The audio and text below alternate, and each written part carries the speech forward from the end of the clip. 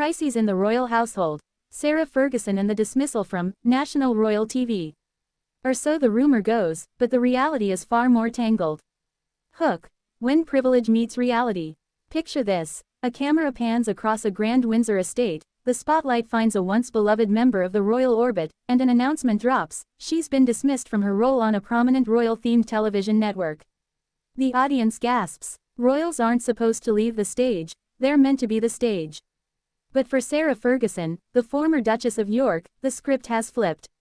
What began as a career in glamour and royal proximity has shifted, and now she's facing a reckoning. This isn't just a story of a TV role lost, it's a window into the reigning dynasty's shifting dynamics, a test of relevance, and a stark mirror to what happens when the limelight dims.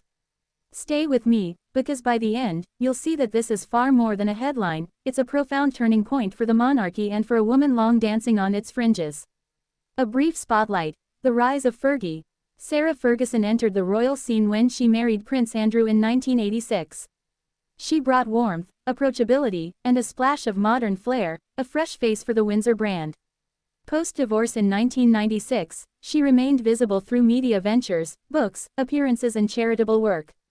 For many years, she hovered on the edge of the royal family, close enough to appear in photographs, write memoirs, judge reality shows, yet always somewhat an outsider. Which made her position oddly strong, until it didn't. The shift. Titles revoked, home in question. One of the seismic changes arrived in late 2025 when Prince Andrew surrendered his peerage titles and the household began repositioning itself under King Charles III. Sarah Ferguson's connection to that world weakened almost overnight. She lost her courtesy title of Duchess of York. Her longtime residence at the 30-room Royal Lodge in Windsor, shared with Andrew since 2008, was being reclaimed. Charities and organizations severed ties with her after emails surfaced relating to her past friendship with the convicted sex offender Jeffrey Epstein. Together, these signs aren't simply about a former royal being quietly detached, they reflect a broader recalibration of how the monarchy handles public figureheads and extensions of its brand. The television role, boon or bane? While there is talk in some outlets of Sarah Ferguson's dismissal from a national royal TV-type network or platform, such reports are unverified. However, what is clear is that her media opportunities are diminishing. One insider said, "Never one to shy away, Sarah has always surrounded herself with the most well-heeled of pals, however, it's Prince Andrew's ex-wife's friendship with Epstein that's resulted in her fall from grace." In other words, being thrust into the spotlight is no longer serving her, it may now be serving against her. The network opportunity, a glamorous avenue, may have turned into a liability, leading to its termination. The myth of a television dismissal, therefore serves as a symbol of something bigger, the collapse of buffers, the end of tolerance, the loss of the safety net. The broader crisis, a royal household changing course. What's happening with Sarah Ferguson is also about the monarchy changing. Here are some of the critical undercurrents.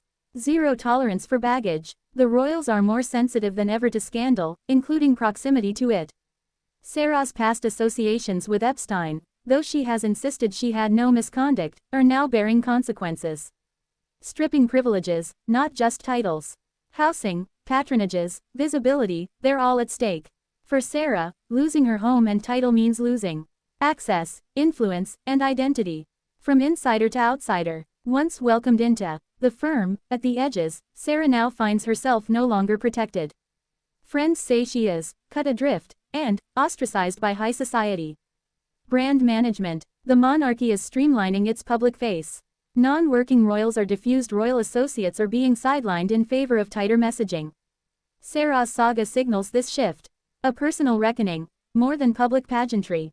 For Sarah Ferguson herself, this is no mere career stumble, it's a personal earthquake. A few reflections. Identity loss. After decades of being the Duchess of York, the removal of that style doesn't just affect status, it affects self-perception. Home uprooted. Leaving the home she has occupied since 2008 amounts to a forced shift. Longtime shared life with Andrew, now uncertain. Public isolation. The speechlessness of society, the cutting of patronages, and the avoidance by former media platforms all contribute to a sense of abandonment. Financial and reputational fragility. Her past spending, media ventures, and reliance on the royal nexus are being laid bare. In short, the picture is of someone who once extended into the royal sphere and is now being ejected, whether gracefully or not. What this means for the audience of Royal Juice. For your channel focused on royalty, romance, duty, and the interplay of public and private lives, this story offers several angles. Romance and relationships. Sarah's post-divorce, friendship, with Andrew, and the way she has navigated love, loyalty, scandal and recovery, all fertile ground.